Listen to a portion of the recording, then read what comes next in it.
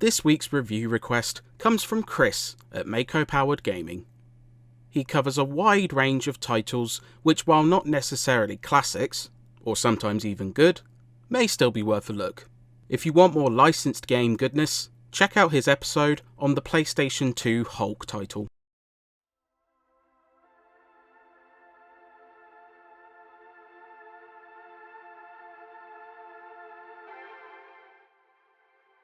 Given the disappointing history of movie tie-ins, Star Trek being underwhelming was hardly surprising, though it seemed to offer more promise than most.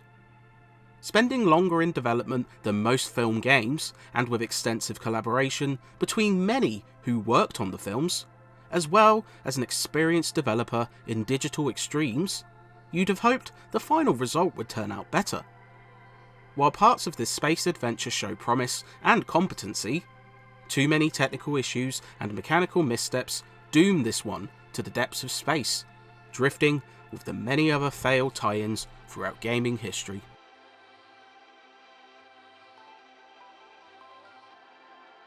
Serving as a new story within the rebooted universe following the 11th Star Trek film, this co-op shooter follows the USS Enterprise as they undertake a seemingly simple mission which soon escalates dramatically.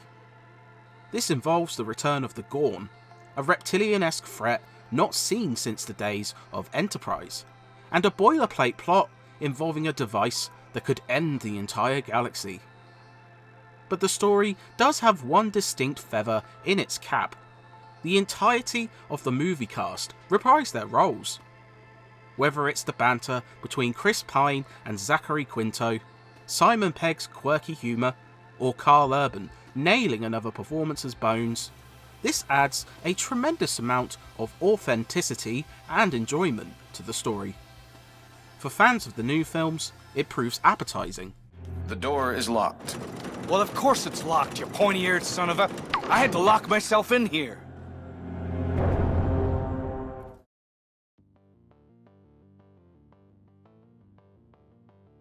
However, while care was taken with the story and characters, the rest of the game falters under the usual ills of movie tie-ins.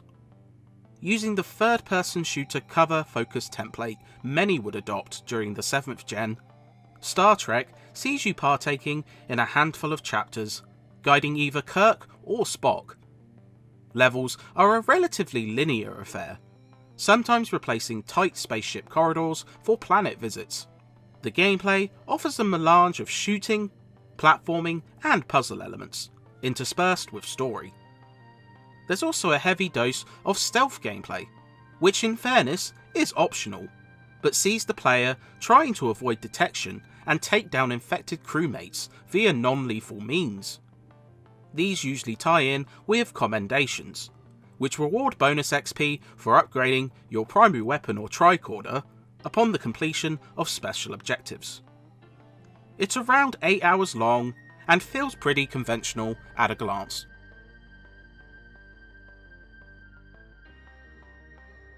The problem is that no gameplay element feels refined, making all aspects rickety. Shooting lacks fluidity, and lining up shots can feel more troublesome than not.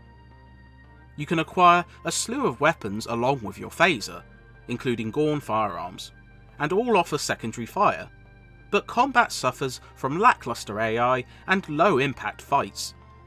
Stealth is often a crapshoot, as the AI can bug out or detect the player without visibly spotting you, but at least it doesn't punish you with instant failure, just more respawning goons.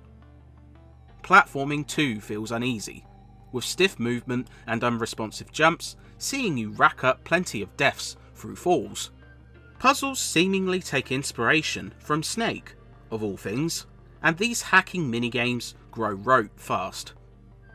Lastly, one level has you manning the Enterprise's weapons in a space fight, and it's over so quickly it barely registers much impact. Nothing feels exemplary here, and some mechanical deficiencies can induce more frustration than fun. Officer, where is the captain of this station? This way. You must hurry.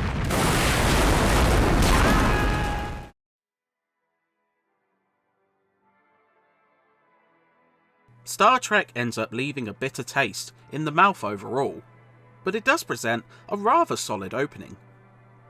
As the crew responds to a distress call from Space Station Helios, this level offers a tantalising taste of what might have been.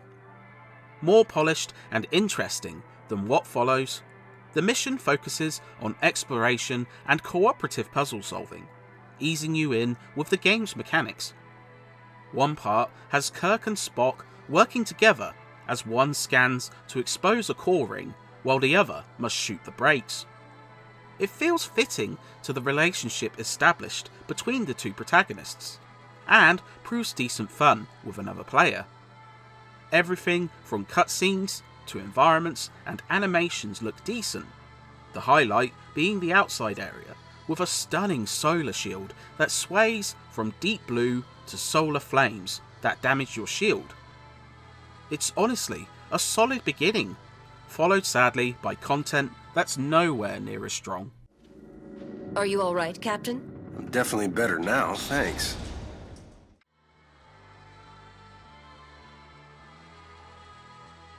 Star Trek slowly unravels as you continue, with numerous bugs and technical issues piling up. In-engine cutscenes often bear stilted animations and dodgy lip syncing, and sometimes characters don't show when required, leaving them talking while not present. Seeing the Gorn redesigned for the reboot universe is cool, but models often appear low poly and particularly ugly in cutscenes. Environments can benefit from great lighting and detail, while others look dull. Performance is erratic, fluctuating between fast and slow depending on what's happening, and leaving the shooting even more awkward. Other bugs include doors refusing to unlock, AI partners becoming stuck in the environment, and glitched trophies. It smacks of a rushed development, despite spending longer than most in production. Found the first sample. We must find the remaining sample and continue with our mission. Okay, Spock, let's find it.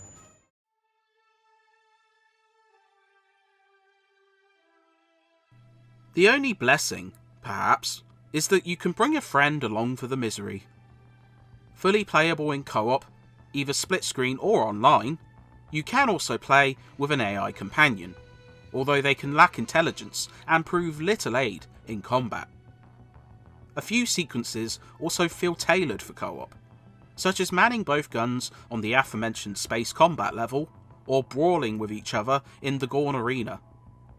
You might have trouble convincing a friend to join though, as the game can swing between uninteresting and frustrating with a hiccup. Exploding enemies which respawn until you destroy their nest, tedious encounters with a charging Gorn elite, and space dives which have little room for error, and instant death if you catch an object, might just strain your friendships rather than enhance them.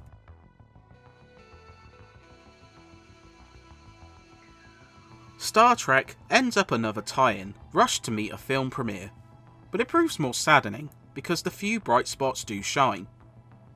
The story and characters have been transitioned from the movies with little compromise, offering the key relationships and banter you'd want.